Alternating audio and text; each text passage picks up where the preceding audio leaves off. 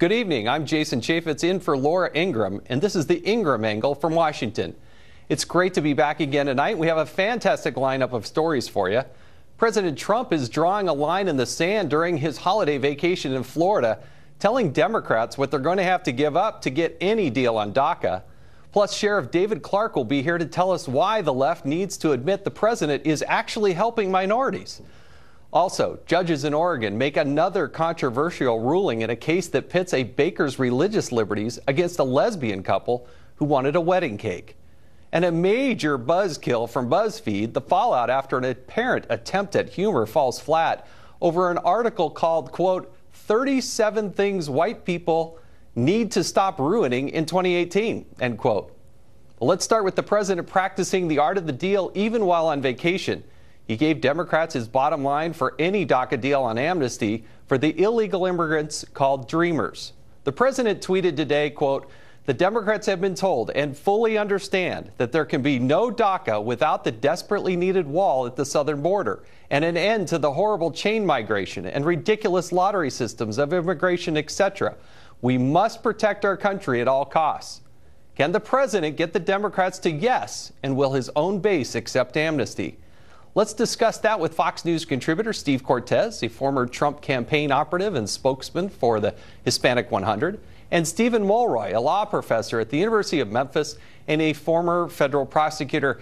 Happy New Year, gentlemen. Thank you for joining us. This is going to be a contentious issue as we turn to the March 5th deadline that is out there on DACA. Professor, I want to start with you.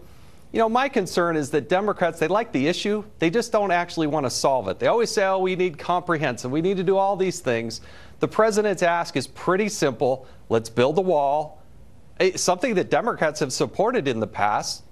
Is it unreasonable to think that we should protect our border and build a wall? Well, it's not unreasonable to think that we should protect our border, but we don't necessarily need to build a wall in order to do that. I mean, the actual wall itself, if it were to cover the exact complete expanse of the border, would cost tens of billions of dollars and would probably not even be effective, because what sections of wall we already have, experience has shown that you can tunnel under them or put ramps or ladders over them.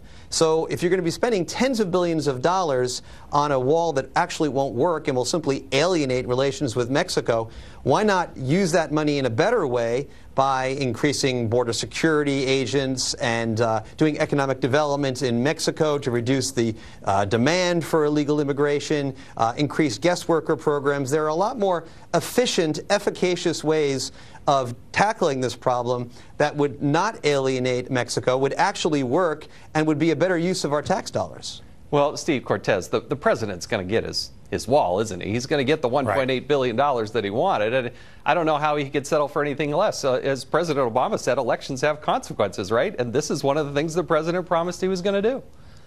They sure do. And Jason, this was a pillar of his electoral mandate. And I call him President Promise Keeper, because what he did in 2017 is keep one promise after another. We are going to get that wall. And by the way, the wall's not just good for the United States. I would disagree with the professor. It's also actually good for Mexico, because it has a problem on its southern border, largely because of our porous southern border. So getting our border under control between Texas and Arizona and California and Mexico is good policy. Often good neighbors need good fences, and that's what we need between the U.S. and Mexico. But more importantly, I really want to give the president so much credit for what he's already done.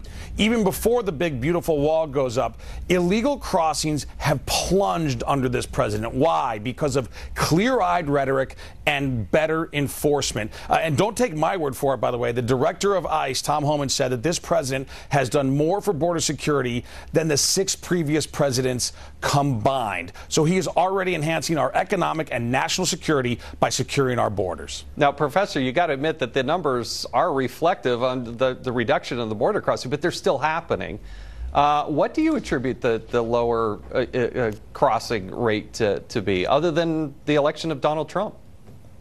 It's important to remember that actually immigration border crossings were actually on the decline for years prior to the election of Donald Trump. We actually now have a negative net outflow of immigration. There are more people leaving than coming in, and that was the case well before Donald Trump was elected. And as to whether he needs to keep his promise, I got to tell you, I was the chairman of a committee in Congress, and we held multiple hearings. I cannot.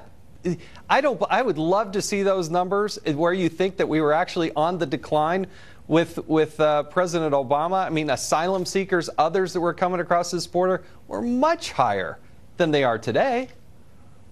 Well, the source that I would use right now would be PolitiFact, which actually did a recent study a few months ago on this very thing.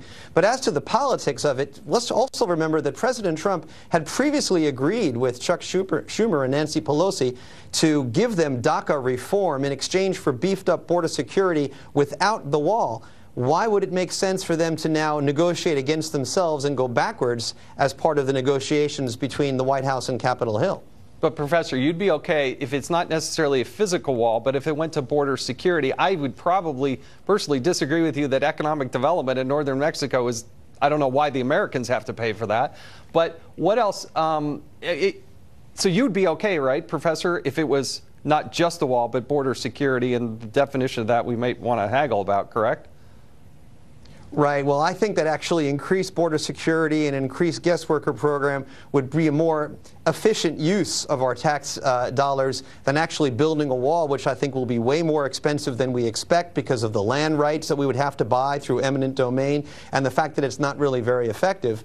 So I think it makes sense to talk about border security and DACA reform without the wall. So, Steve, Cortez, what else is the president going to have to get? Because there is a long laundry list: the lottery, asylum reform, there's DACA. Right. What else do you think is imperative? You've been close to Donald Trump. What do you think is imperative? No, Jason, and here's what I think is on the way, and here's what I've told the president personally. And I disagree with some of my colleagues on Team Trump, people whom I respect. I do believe the DACA recipients, and they're not dreamers, by the way. I don't call them dreamers. Americans have dreams, too, and they're not kids. They are adults. But I believe DACA recipients are a different category of illegal immigrant, those who truly did not choose to come here because they were brought here as children. So I believe they should be protected. And again, I disagree with a lot of people I respect on that issue. But having said that, and this is what I've told the president, I believe what he will do, is we need things in return. And the big things are border security, more barricades, more resources for the border, but also, we can't just stop there, an end to chain migration. Chain migration has been a disaster for the United States. It affronts our national security. It affronts our economic security. Right now, and I'm the son of an immigrant and an Hispanic, the majority of immigrant-headed households in the United States receive some form of welfare. That's a tragedy. That's terrible policy. And it's nothing like our parents and grandparents and great-grandparents faced when they came here, when they wanted nothing from the United States other than an opportunity. So we're not doing immigration right, largely because of chain migration. That has to end. So we have to have a grand bargain, which I do believe is going to happen in January. DACA recipients protected, end to chain migration, resources at the border. Gentlemen, thank you. Happy New Year. I appreciate you joining us in this conversation. Earlier on Fox News, Senator Lindsey Graham came on and said there was no possible way they were going to do DACA by itself, that was just political theater. It'll be interesting to see how it plays out starting in January. Well, it's been a two-front war for President Trump this year, fighting not just the Democrats, but most of the media, too. But we'll tell you why he thinks he's going to win them over starting next year. That's next. Plus, we'll take a look at how this freezing weather across much of the country may affect your holiday. Coming right up.